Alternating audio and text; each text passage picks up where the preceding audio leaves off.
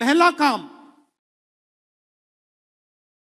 ये जो दो ग्रुप्स हैं इनको अलग करना है सीधा। अगर हमें सख्त कार्रवाई करनी पड़ी, 10, 15, 20, 30, 40 लोगों को निकालना पड़ा, निकाल देना चाहिए।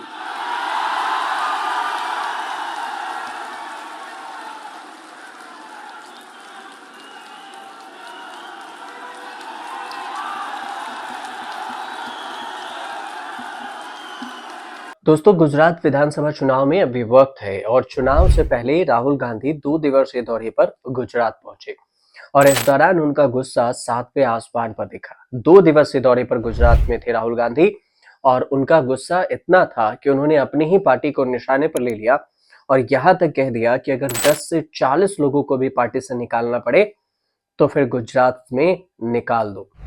अब ऐसा क्यों कहा, ये समझिए उनके बयान से। उन्होंने जो अपने बयान दिया उसमें बताते हैं आपको।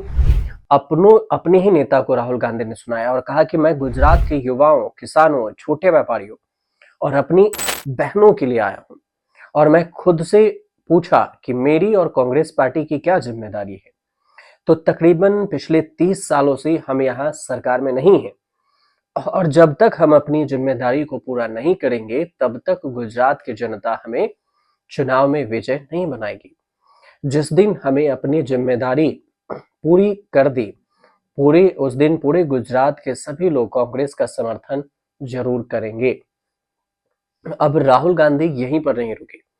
उन्होंने ये भी बोला कि उस समय कांग्रेस अभी भी दो गुटों में बढ़ चुकी है। एक गुट के साथ खड़ा है और दूसरा कांग्रेस की विचारधारा के साथ, लेकिन दूसरा गुट जो है वो जनता से दूर है।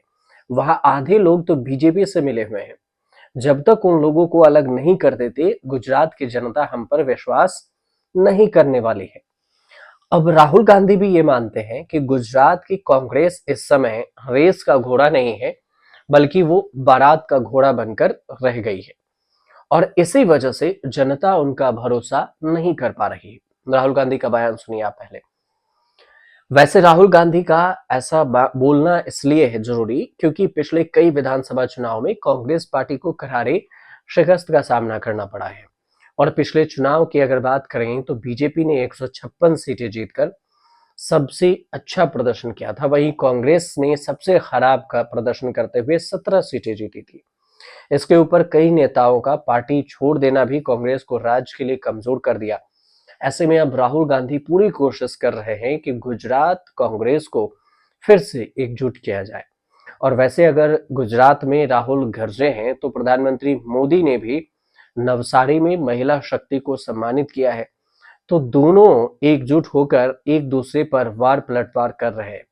अब गुजरात में अगर देखा जाए तो जो पिछली बार यहाँ पर जो 2022 में जो झटका लगा था कांग्रेस पार्टी को, वो इस वजह से लगा था क्योंकि आम आदमी पार्टी यहाँ पर चुनाव लड़ी थी और आम आदमी पार्टी की वजह से कांग्रेस पार्टी का वोट काफी कटा था गुजरात में। यही जो प्रदर्शन था 2017 की अगर प्रदर्शन की बात करें तो 2017 में प्रदर्शन काफी अच्छा था और यहाँ 2017 के प्रदर्शन में कांग्रेस पार्टी के नेतृत्व कर रहे थे वो राहुल गांधी थे। तो वो उस वक्त के प्रदर्शन अच्छे थे और 2022 में लड़खड़ा गया और लड़खड़ाने की वजह जब ढूंढी गई तो पता चला कि आम आदमी पार्टी जब वहां खड़ी हुई गुजरात में तो इसने काफी ज्यादा वोट काट लिया था। अब इस वजह से राहुल गांधी जब पहले तो महाराष्ट्र पहुंचे 6 तारीख को और 6 मार्च को, महाराष्ट्र के बाद 7 और 8 तारीख को वो गुजरात दौरे पर गए, कार्यकर्ताओं से मुलाकात की और उसमें कई दिग्गज नेता भी उस मीटिंग में बैठे हुए थे। पूरी रणनीति इस बात पर काम की गई कि आखिर आने वाले समय में गुजरात में कांग्रेस को कैसे मजबूत करेंगे ताकि जो 30 साल से सत्ता से दूर कांग्रेस पार्टी है वो सत्ता में वापसी कर सके और गुजरात में जो बीजेपी 30 साल से है उसके लिए अब कुछ एंटी इनकम्बेंसी, सत्ता विरोधी लहर की भी आशंका है। तो हो सकता है कि 2 साल पहले से जो रणनीति बनाएंगे उसका असर आने वाले चुनाव पर पड़ सकता है क्योंकि किसान, युवा, महिला और ये सब सरकार से नाराज बताए जा रहे हैं गुजरात में। तो इन सब के बीच में अब कांग्रेस पार्टी अपनी भर से राहुल गांधी की अगुवाई में कोशिश कर रही है कि हम मजबूत करें, लेकिन कितना फायदा होगा ये आने वाले वक्त में ही पता चलेगा।